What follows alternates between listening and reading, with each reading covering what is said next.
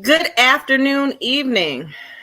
My name is Chantaye McLaughlin, and this is our very first episode of my show on all things relevant media, Unjust. So, quickly, I'm 42 years old, and about 4 or 5 years ago, 7 years ago, I was arrested and I delivered triplets while incarcerated, and I was facing 20 years for charges that weren't mine.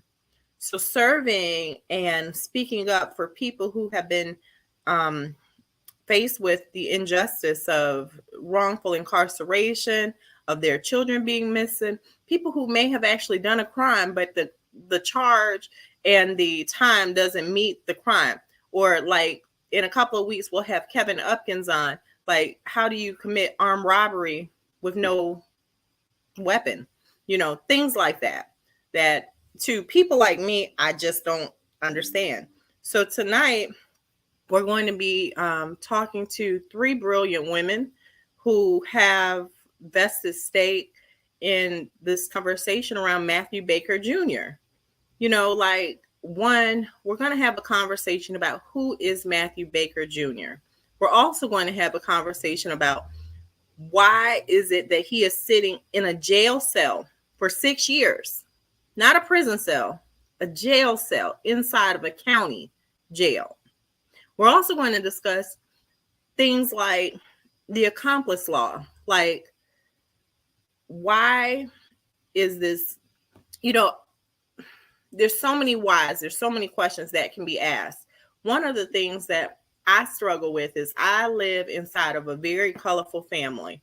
And sometimes I have to hear things like, oh, well, my son's biracial. So he has a white dad, so he probably won't experience that. This is America. 1% makes you black. And sometimes it's like these youth, these men, these women, sometimes the white parent has a harder time being with this conversation, because I know as a light-skinned black person, even being with the conversation or Puerto Rican and black, growing up in an area like Savannah, Georgia, sometimes people don't think you're black enough to identify. Or then sometimes people think you're too radical as a black person. That's my son in the background coughing. I refuse to go take him to bed because he's asleep, and we ain't gonna have him up and running around during the show. But really, like, how is it that you can be for the cause? How is it that you can co-parent? How is it that you can be a good parent, but then not be black enough to stand up for your baby just because of the pigmentation of your skin? So this is something that keeps coming up that people aren't addressing either. Like, we take on the Black Lives Matters movement, but we're also forgetting about marginalized communities, those who stand with us in solidarity and say, we love you, we love the color of your skin, we have babies, and our babies are dealing with the same thing that you're dealing with. So we're not going to make it about race, although this is, in my opinion, this case is about race. This case is also about the fact that the state benefit the state, the county. When you're in county jail, people don't realize that the county jails are what fund the libraries and the other buildings inside of the municipalities, because what they do is they use it as an investment. So with a stock portfolio or anything like that, they take this building, the jail, and with the inmates, everybody in body, BODY, that's in this facility, they get money for them. They're counted as stock, as an investment. So Matthew Baker Jr. has been sitting in jail for 6 years. I don't know the actual numbers, but on average, 45 to 60,000 a year in jail for this one individual, times 6. And he's not in prison; he's in jail because they have the death penalty on the table.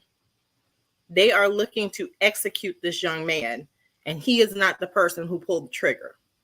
And we're not looking at the fact that while he sits there, like I said, these same libraries that aren't educating us about these kinds of situations, these same libraries that aren't teaching us and teaching our children. These are the facilities that are getting funded from these people sitting in jail, in prison, and incarcerated. So with that being said, I'm going to bring in my first guest. Actually, we're going to wait on Angie. Bobby, hold on 1 second, Angie. Bear with me. I'm going to bring in Demita. Demita is an activist. Demita Bishop is an activist, and her organization is FAIR, Fighting Against Institutionalized Racism. And with FAIR, what's there is Demita has been organizing for years now. She goes into the courtrooms without a law degree. She's not a paralegal. She's not paid. She's not a paid actress. It's not an infomercial. She is the truth. She goes in there and fights for these people. She gives a voice to the voiceless. She's sitting in her car right now after working, and she's taking care of her family, and she's about to sit here and get on this call and advocate for someone who's not her family, not her man, not one of her family members' friends, someone who she knows just the case and said, this isn't right, and I want to stand up for the truth. So, Demita, I would like for you to just share a little bit about what has it that, like, why would you take the time to take on Matthew's case without knowing this young man? What about him had you say yes to actually standing up for justice? Okay, I can barely hear you. Can you hear me? Yes. Yes. You guys can hear me? Yes. Okay. Yeah, I'm getting a bad signal all of a sudden, but I don't even know what you asked. I mean, I can barely hear. Can you hear me better now? Can you hear me better now? Let me see something. Can you hear better now? I don't think it's you guys. I think it's me. You're breaking up a little on me. Okay. Check the chat, check the private chat.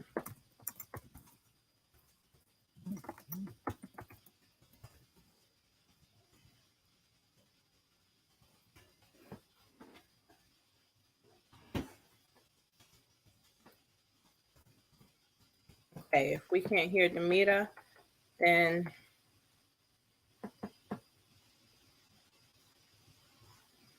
okay. Well, there is a bad connection there. Angie and Kaylin, can you hear me? Nod your head. Yes, ma'am. Yes? Okay, we're going to bring Angie and Kaylin in.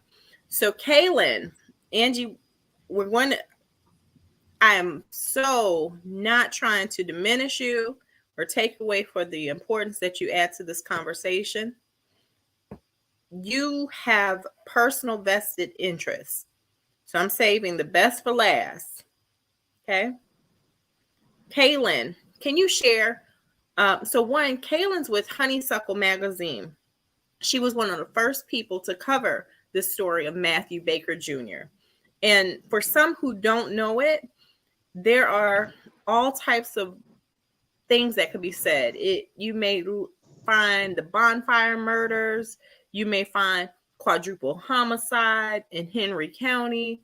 You may find conversations about mental health, which I'm a mental health advocate, and we'll talk about that later because that's a whole different topic. But right now, what had you say yes to having Matthew Baker Jr. as one of the interviewees or articles that you wrote about for your magazine? Yeah, thank you again, Chantaye, for having me on. And can you hear me okay? Yes. Cool. So I just graduated with my journalism degree in May. I was interning with Honeysuckle Magazine, and the week I was supposed to end my internship, my editor sent me an email from Demita that basically just gave a very quick roundup. Like, there's this dude in Georgia, his name is Matthew Baker Jr. He's in his early 20s, and he's about to get the death sentence for a murder that he's not involved with. So immediately, I thought, okay, young Black man, criminal justice system, this can't be good. And I'm also very passionate about criminal justice. I usually choose more articles to write about criminal justice and the criminal justice system.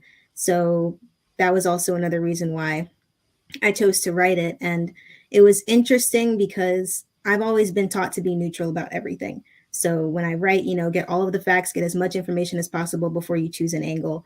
So my first article that I wrote about it was just like proposing a question, like, isn't this weird how this case is going on and how this person is in jail and they might get sentenced to death, but there's not enough evidence to prove what happened. So here's everything that we know.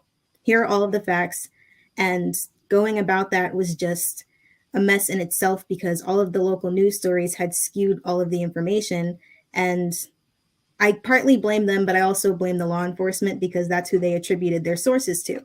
So everything was according to police, according to authorities, and they had all of these different versions of what happened, as well as barely any information about Matthew. So if you're talking about hold on, slow down, Yeah. because you just said a mouthful. Mhm. And for everyone joining in, this is a conversation, right? So we're going to do things a little different. This is a conversation. So in this conversation, one of the things that you said was that the interviews, like, it was a little skewed. What made, like, you said that Demita sent in information and you wanted to take on the story because of what Demita said, the passion behind it. But what is it about this case that seemed off for you? I think the main thing for me was that, And let me say this, add this to it. Inside of the local media's coverage of it. Like, are you based out of Atlanta, Georgia? no, I'm based out of New Jersey. Right. So inside of Georgia covering it, what had it be off where you had to come in from Jersey to cover this story? It was a lack of information. It was the fact that there was so much information about the person who confessed to the murders. And at the end of every article, there was just one sentence that said, Matthew Baker Jr. is the co-defendant and his trial will be set for whatever date, with no extra information about how he's involved. And they also mentioned in those articles that he was almost facing a similar sentence as Jacob Koski, who was also offered the death penalty and life in prison. So that's where I kind of stepped in and said, this is weird. Why would the government, and I mean, it's not a surprise to any of us that the criminal justice system would try to put a Black man down without any evidence. We see it all the time. They even get killed for it in broad daylight. But if I found that because there was still time and because we still had a chance, that I wanted to try to just bring the story to light and put all of the facts out there so that, as journalists do, we give as much information as we can so that the audience can make a decision about what they want to believe. So, and Angie, I see your face. Like, I know you're ready, Mom.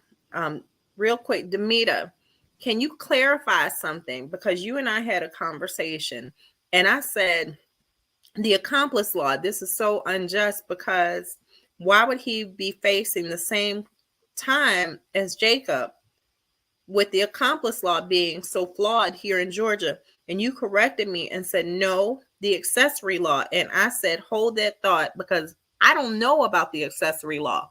I know about the accomplice law. I know about my friends from high school who are serving 30 years in prison on an accomplice law charge, not an accessory. Please share with us, what is the accessory law? You're on mute. Can you hear us? Hold on. Oh, Okay, we can. Can you hear sorry. us? You can hear me? Yes. Okay, can you share with us about the difference between the accomplice law and the accessory law?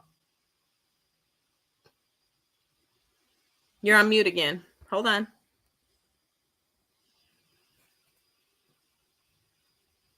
You muted yourself. Okay, there you go. Oh. You're muted again. Uh-oh. All right, so Demita's going to be coming back in. Angie, last but certainly not least, as a mom, like taking yourself out of this situation as being his mom, as being a human being who's watching this person sit in jail, what's there for you?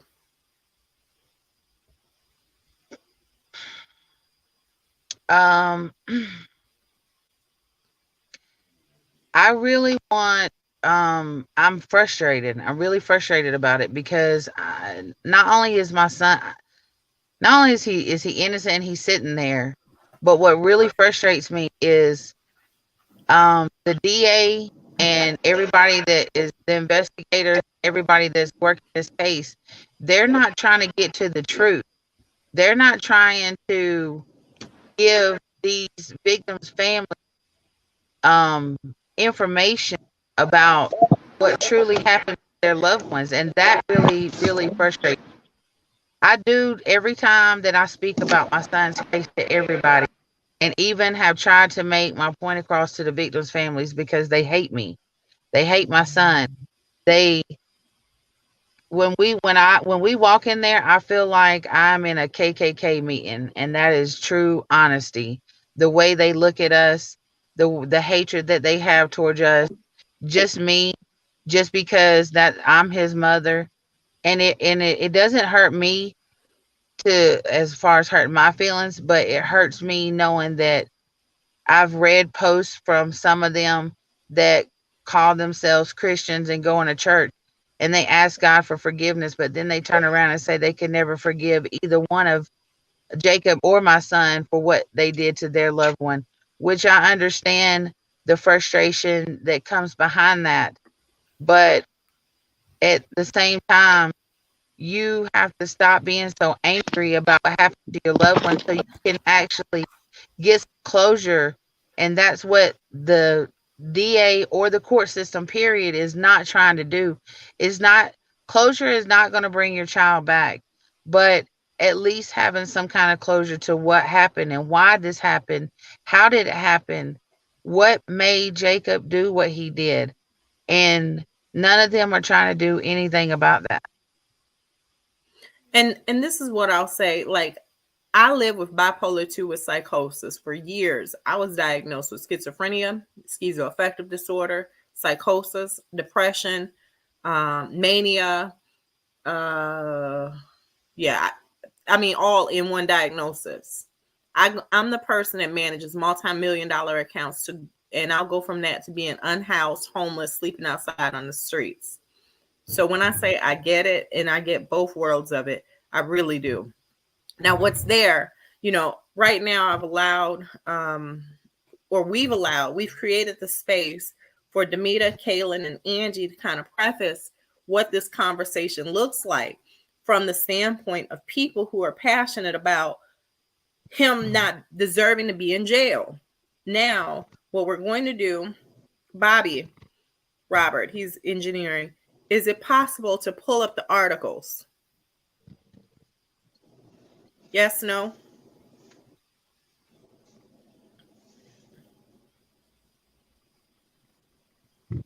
Hold on. Let's pull up, if possible. Can you remove all of us off screen? Let me see. Hold on, ladies. I'm going to pull everyone off screen.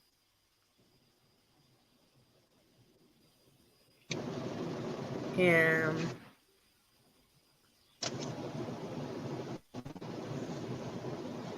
that's not it. My engineer must just start the article. Oh, the article, I'm looking for the article that came out of Oregon. And so, let me see if I can find it really quickly. So, what concerned me about all of these articles, and Kaylin, I'm so glad that you stepped in and you decided that you were going to just cast your hat and look into why this young man is sitting here in a Georgia jail. And what's there for me is why is it that no one in Georgia is covering the story? Why is it that Demita and Kaylin and Angie would have to go to a station in Oregon to be able to be heard? So there was a show, KBOO. Matthew Baker Jr. is an innocent man who has spent 5 years in jail. This is from November 29th of last year, without a trial for a crime he didn't commit. Baker is facing a possible death sentence in Georgia because he was a black man sitting in a car. This is Oregon, regardless of how you say it. This ain't Georgia. You know, this is a state that we could argue and be presumptuous to say has a lot less black people than Atlanta and the surrounding area. And they are saying in 2016, these are some facts. In Henry County, Georgia, fact, a man named Jacob Koski killed 4 people at a party. Fact. Googled, researched, fact. Jacob has confessed to these killings. So that's not what the article said just yet. But it says, in 2016, in Henry County, Georgia, a man named Jacob Koski killed 4 people at a party. Koski has schizophrenia and is white and has already been tried and convicted for the murders and sentenced to life in prison. Baker, who was a passenger in the vehicle Koski was driving, had no prior knowledge of Koski's actions and did not materially participate in any way in Koski's actions, has been held in jail for 5 years without trial and is facing the death penalty. In addition to Baker, Koski had 3 other white passengers in his vehicle at the time of the murder who did not face similar charges. We don't even know their names. They haven't been charged. They haven't been questioned. They're not, like, where are these other 3 people? And I know that Demita prepared me by giving me tons of court footage, and I did not have time to make it through it all because it was just lengthy. Like, where are these people's names?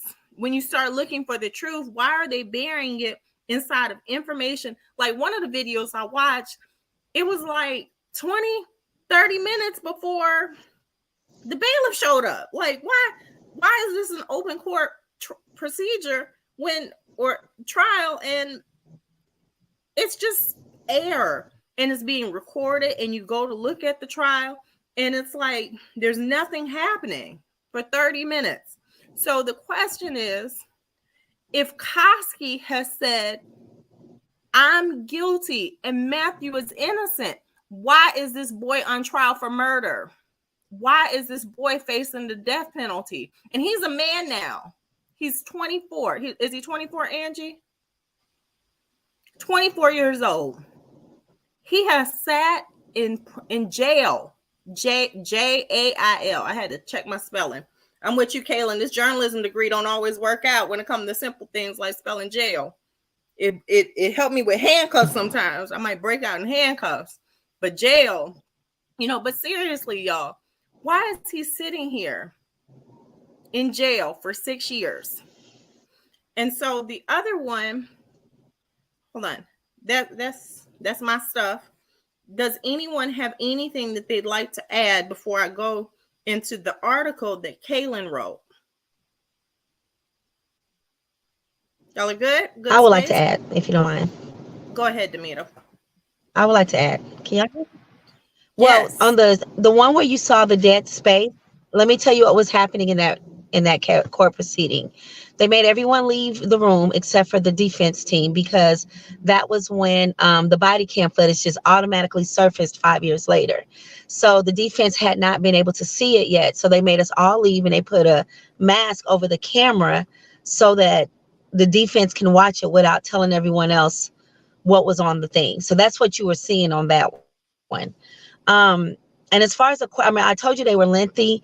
The reason why the Oregon lady was doing the show is because Where do I begin? I started in Georgia. I started with Atlanta. I reached out to all the news stations. The moment Jacob Koski wrote me the JPay message asking me to help Matthew, every news station turned me down, Hold up, even hold the up, black news hold up, hold stations. up, Everybody slow turned me down, down. Demita, pause. Because with me saying Oregon, I'm talking about the fact that no media outlet in Georgia is covering it and the lack of justice there. But can you please a little more about who to you and him reaching out to you and what that conversation looked like? Well, what happened was I did a podcast about Matthew's case, and Angie came to ARS Atlanta where we filmed it, and we had thousands and thousands of views. Like all of Henry County was watching it.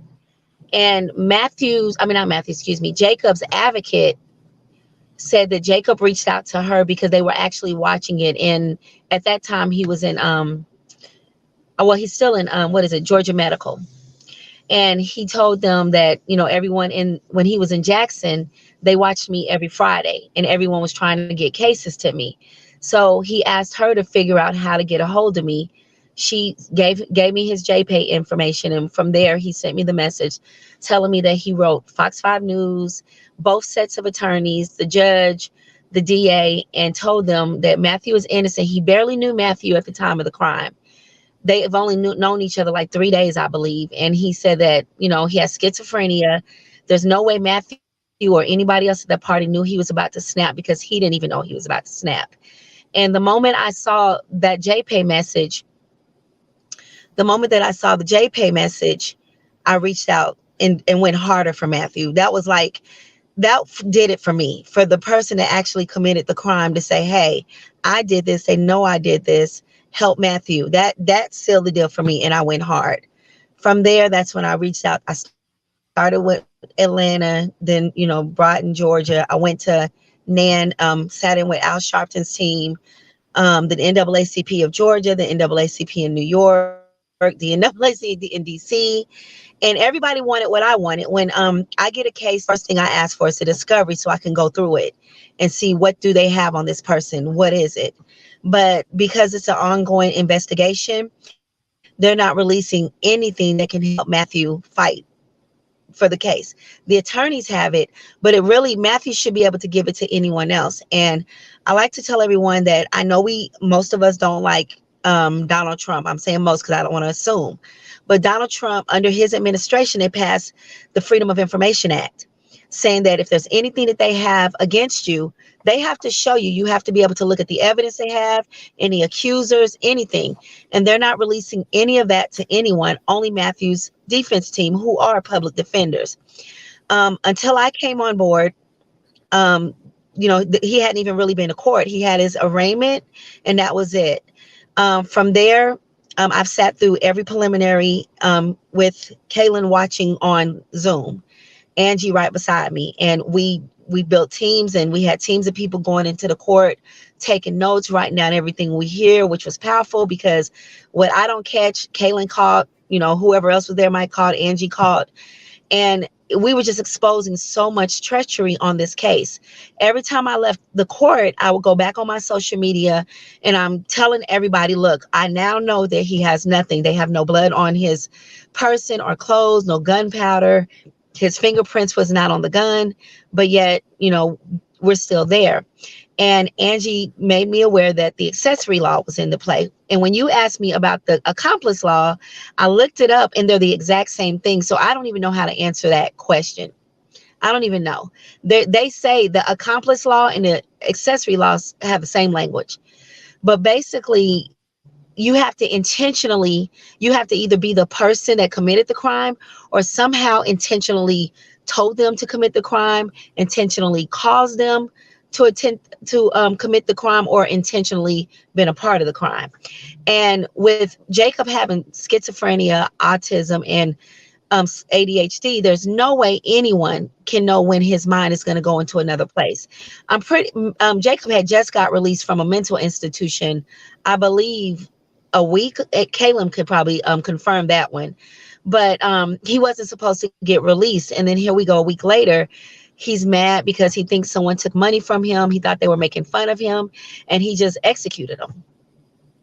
Matthew had went home, returned to the party, and from there, I think Jacob had already killed a couple of people before Matthew got back. He didn't know anything was going on until he started hearing the gunshots. So with the accessory law, we all feel that if Matthew is sitting in jail, so should the other three people who were in the car with Matthew. Matthew wasn't the driver. Matthew was in the back seat. The driver, the person sitting beside Matthew, and the other person in the front seat all got off. They all got to go home. Matthew is the only one they kept. And Henry County has a black district attorney.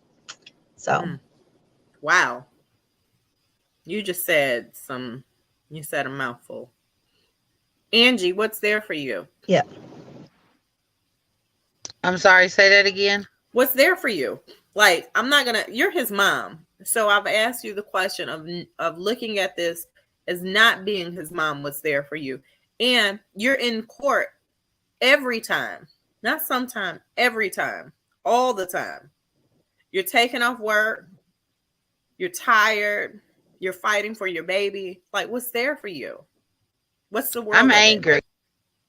I'm angry because I've experienced racism before. I've experienced racism pretty much my entire adult life, here and there from different places, just because of the life I choose to live, because I don't choose to be with a white man. But I have never, ever, and never in a million years thought that I would have to be going through something like this with my child. I never thought that I would ever see racism like this. It's just, it breaks my heart, and it hurts me, because I'm going through this now, but this is something that our black community goes through every day on a daily basis. And I don't understand it. Every interview I do, I say I can't wrap my mind around it, and I can't. I don't understand why there's so much hatred out in the world for black people, and how the government can just let this continue to go on, and innocent people being incarcerated for crimes they didn't commit. I want to correct something though, just because the nature of his case, and I don't want any information twisted about what's going on with his case or whatever. So just to correct, the lady that did the podcast in Oregon, she got some information incorrect, where you stated that he was in the car with Koski and Koski was driving. No. And I'm going to give you those names of the people that you were asking about and why they're not mentioned in all this other stuff. Okay, so Kayla Head was the driver of the vehicle. It was her vehicle. Brooke Knight was the one that was texting Koski that he was asking her to come, for Brooke to ask Kayla to come and pick them up, because he said that he was getting jumped by 6 people, and him and his sister was getting jumped by 6 people. That's what he told Brooke, so that they come and pick him up. Jacob Williams, he was just a bystander like Matthew. And then you have Matthew.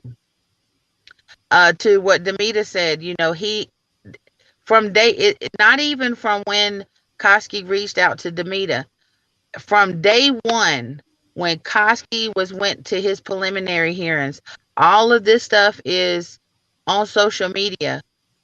From day one, Koski has maintained Matthew's innocence from that day, from day one. When you'll see a clipping from when the news media was in the courtroom, and Detective LaCroix was saying that Koski named Matthew as his accomplice.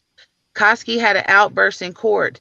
They had to shut the courtroom down, get the news media out, because he went berserk in there. And you hear him on national TV say, "No, I never said that."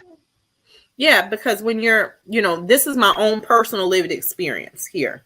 When you are in psychosis or a mental health breakdown, it's not even so much of the concept of voices in your head telling you to say this. It's when there's too much motion, you can be triggered. So when you're sitting in court, which I've sat in court before, in a psychosis state, and when people start moving around and the bail, you're triggered and you're subject to say anything. It's because mental health is too much. It's a chemical imbalance, so it's too much going on, and a lot of things going on inside of your brain activity, and it's going at a speed that you can't control it. So if he blurts out, "Matthew is my accomplice," and then later on says, "No, he never said that. The detective LaCroix, but he's didn't the the one. detective lie on the stand?" Yes, multiple times. So from the beginning he lied because, okay, ultimately, right now, and this is the same question that I've been asking Matthew's attorneys and they still cannot give me an answer for, is from the beginning when they arrested Matthew, they blasted his name all over social media, stating that he was Jacob's accomplice, that he provided the guns to him, that that's how he was his accomplice. But then they didn't even finish their investigation correctly because it was probably like a couple of weeks later after Koski went to his preliminary hearing. Then they came out with a news clipping at like 12 o'clock, which was nobody watches the news at 12 o'clock. So you wouldn't have seen it. So now you still got all these different nationality people. I got to be politically correct here that believe. Oh no, you don't have to be politically correct here. You just don't have. You can't use any of the major no words. You can say what you want to say here. Whether you got all the racist white people still believing that the black kid is a part of this crime and the black kid provided Koski the gun and made him shoot them, when in actuality that is not true, because after on the news clipping it says later on in investigation they realized that Koski stole the guns from the house. Yeah, because I was going to say that I read a couple of things. Like I said, I did not get through all of the court proceedings, but I didn't see anywhere in there that Matthew provided the gun. So there's that's what Kaylin was saying when she was explaining earlier how there's so many different stories here and there. And it's even like now with the news, with them going to court, they have dragged this out for so long that they can't remember what they said when Detective LaCroix first went to preliminary hearing. Everything he said then is not the same, and he didn't mention anything new or the same this last time when they went to court. He's lied under oath and they just think it's okay and let it go. So why is it that his attorneys, Matthews, aren't arguing around the due process of law? Like, why he's being denied the due process of law? He's been in jail for 6 years. And you want my personal opinion? Case. You got to understand. You got to understand that they're actually. He hasn't been sentenced. He hasn't even gone to trial for real. They haven't even. No, we're not there yet. Go ahead, Demita. No, can y'all hear me? I'm getting frustrated because I think can't no one hear me because I'm getting the squiggly lines. Can you see me? Can y'all hear me? Yes. Yeah, we can hear see you. y'all now. Yeah. Okay. Go ahead. I'm sorry. Go ahead. No, you go.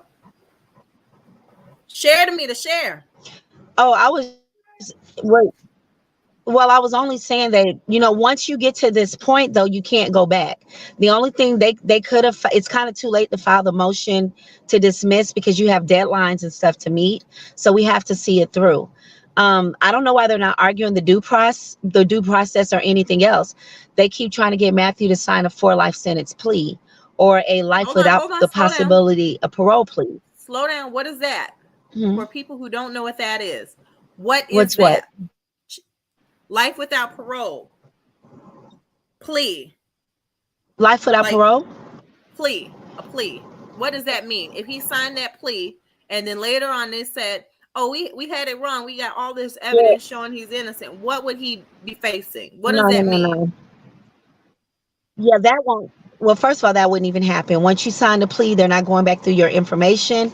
It's a contract. A plea is a contract. So if I sign a plea for life without the possibility of parole, I'm basically signing my life to the government.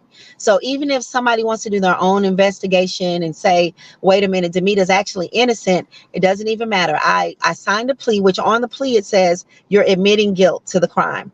And then you're agreeing to the terms and the conditions of admitting guilt. So, I always tell people, I don't care if you did it, I would never sign my life away, because laws change every year.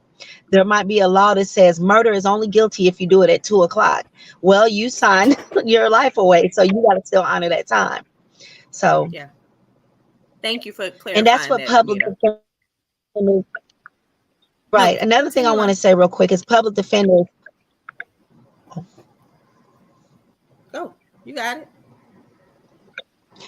Okay, Go, Demita. public defenders are not trial attorneys. I was saying public defenders are not trial attorneys, so their job is to get you to sign a plea so that they don't um, have to put up the money to go to trial. So that's what we're dealing with Matthew and anyone who doesn't have the money to pay for an attorney.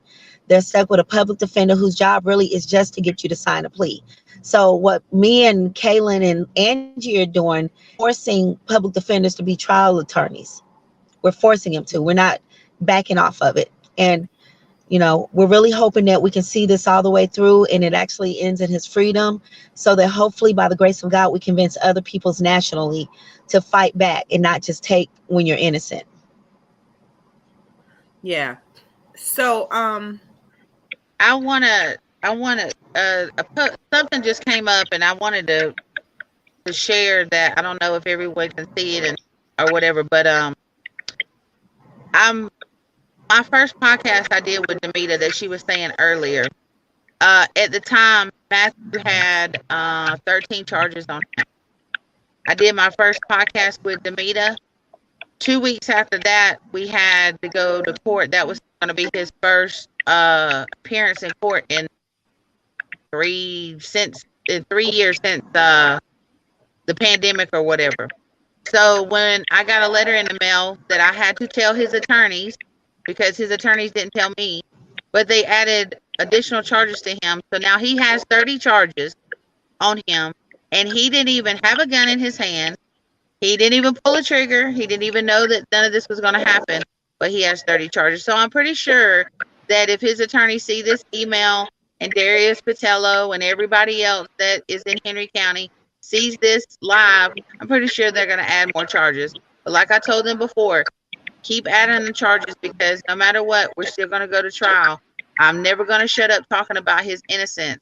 If he was guilty, I wouldn't be speaking like I am if he was guilty. I didn't raise my kids like that, but I know for a fact that he is innocent. It's on YouTube. So if anybody wants to read it, if they want to see it for themselves and hear it for themselves, it's on there. It's on YouTube. well, I'll say this too. I was always raised right is right, wrong is wrong. I don't know how much I believe that. I just believe certain things just are. Like, that's what I live with, to give me some level of empowerment around things that aren't what I think they should be. Right? Like, it's always working for a greater good. Because had this not been the conversation, then this wouldn't be the conversation. So Matthew gets to have a legacy of this being the conversation, and him making this kind of difference inside of what Demita advocates around, or is an activist around, fighting against institutionalized railroading. And this is a clear case of institutionalized railroading. Like 30 charges. How many Koski have? Tiffany Long, So Koski only had, I think Koski ended up only having I think he had like 14 or 15 charges. So which I still don't understand how they can do this, but they gave him 4 malice murder, 4 felony murder, 4 aggravated assault. I think they gave him 4 charges of a firearm during the commission of a felony. And they gave him charge with theft by taking. That's what Koski had, because he stole the gun. Matthew only Mhm. had 4 felony murder charges, 4 malice murder charges, 4 aggravated assault, and 1 commission of a firearm charge to intent to commit a felony or whatever it was. Those were all of his charges at first. Now they have stuck him with all of those prior, the 4 felony, 4 malice, 4 aggravated, the 1 gun charge, and then now they've added 12, actually made it 12 felony murder charges and 2 robbery. But I don't understand where and all of this was because this was said in court. Darius Patello announced to his attorneys, because his attorneys argued that they didn't know anything about the additional charges coming about. And he was like, yes, we discussed this before because I told y'all prior to this that if a plea wasn't signed, that their additional charges would be added.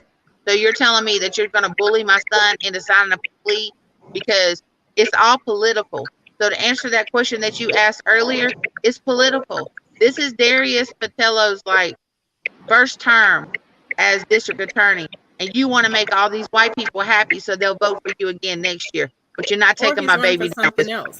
Yeah, or he might have some other political endeavors that we don't know nothing about, possibly. And his Right. and what we have found out is, now I'm CIA. I pinpoint everything. I'm picking out everything that I can find out. I listen closely. Sometimes I might not understand it the first go around, but that's why I got Demita and Kaylin, because they help me understand what I need. But Matthew's head attorney and Darius Patello, they worked together before in DeKalb County, so they know each other. They don't want to go head to head with each other. They don't want to butt heads.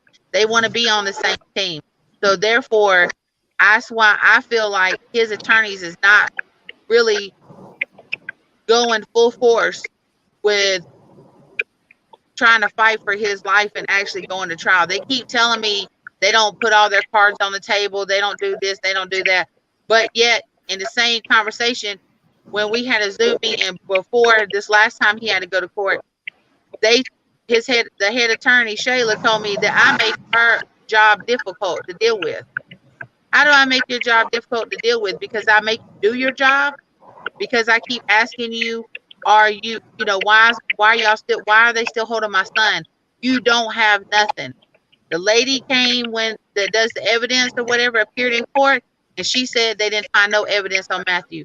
No gunpowder residue, no blood, no DNA, nothing. You have not a thing. Period.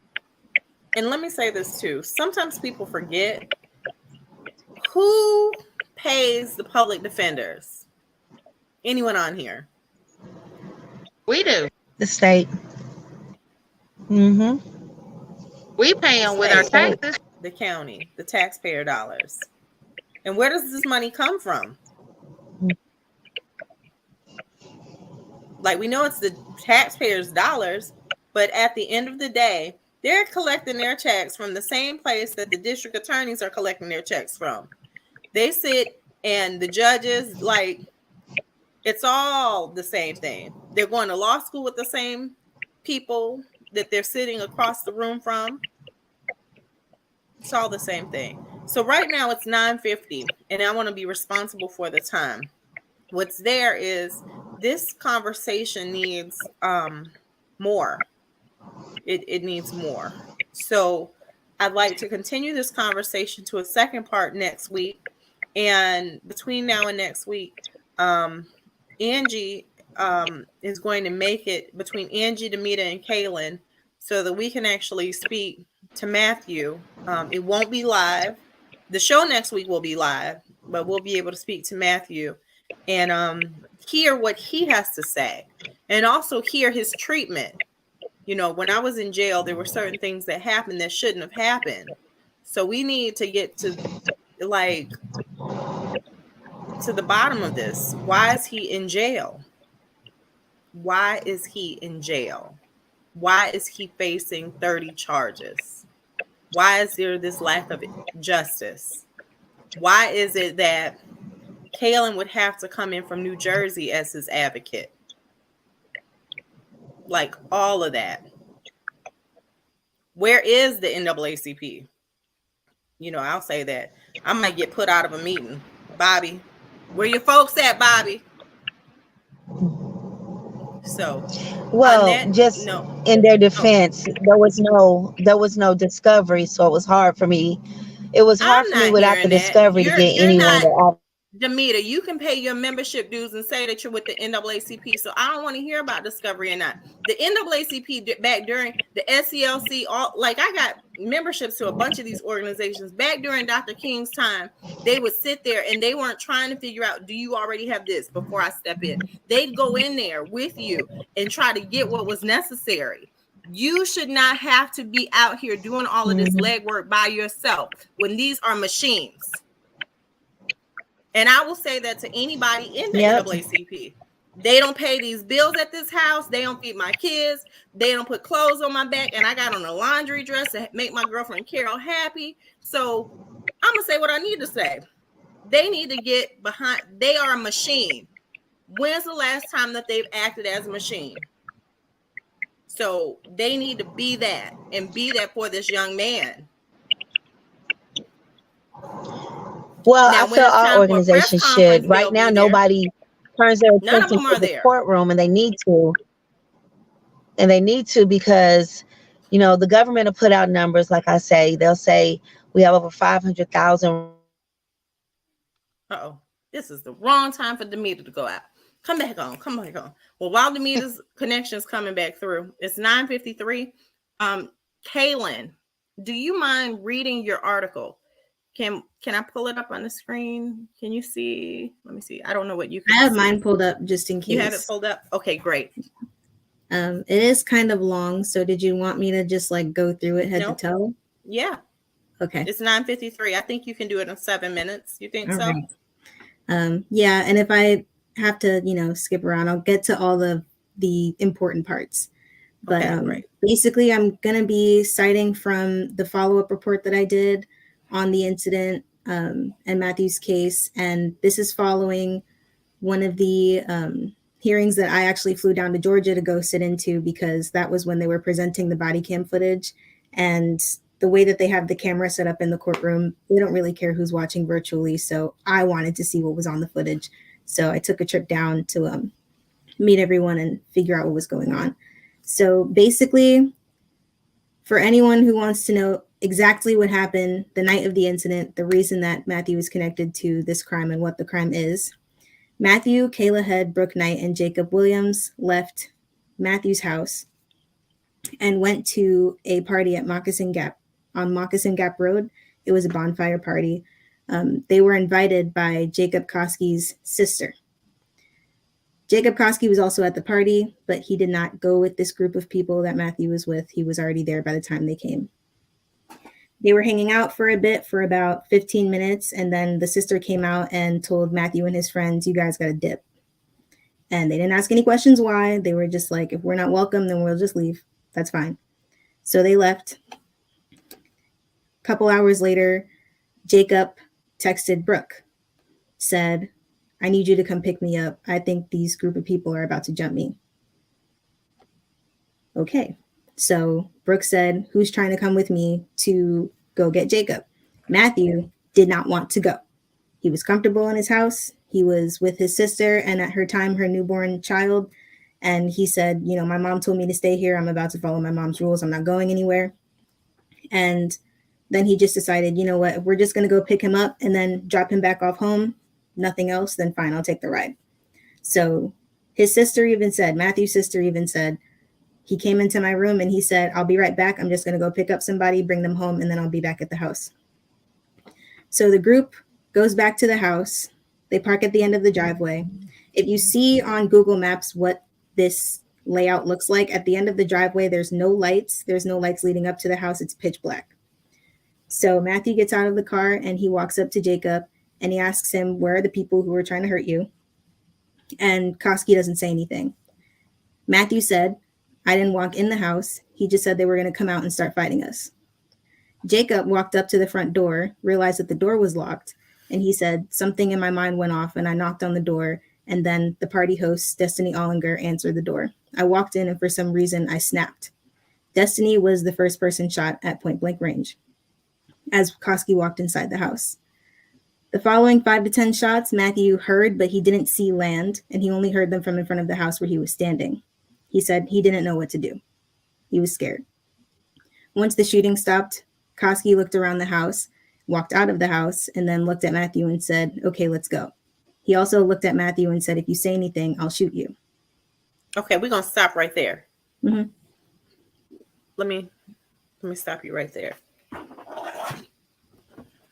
Koski told Matthew he was going to shoot him if he said anything, right? Yes. So when we continue with part 2, do you mind opening with sharing the rest of your article? Yeah. And then we'll have a conversation with Matthew. Angie, are you okay? Are you okay to do this? Yeah. Okay. Yeah, fine. Okay, Demita, you good? I don't know what I missed. Okay. So it's 9:58 and we're about to sign out. It's a 1-hour show. So it's 9:58. We're going to continue a part 2 next week. Okay. So I'm going to send you all to the back room. Thank you all for your courage. Thank you. Whew. This is the first show of Unjust. If you know, I'm going to put my email in the chat. My private personal one and my company one.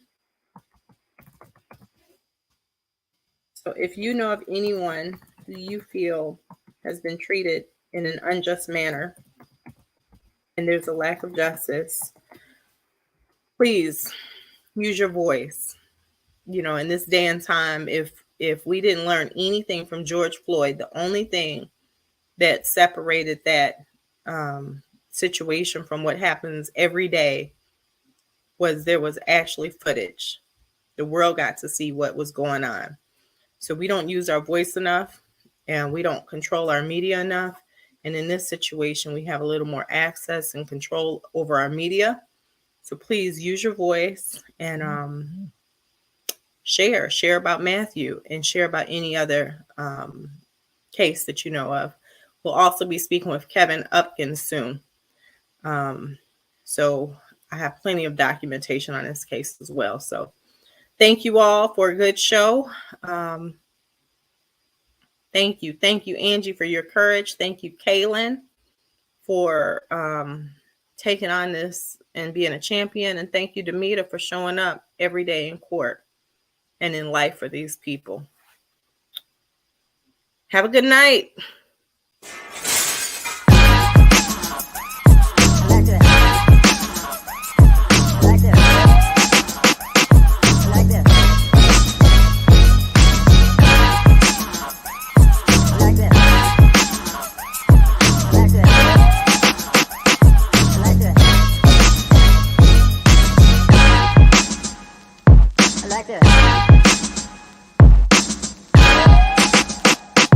Like this.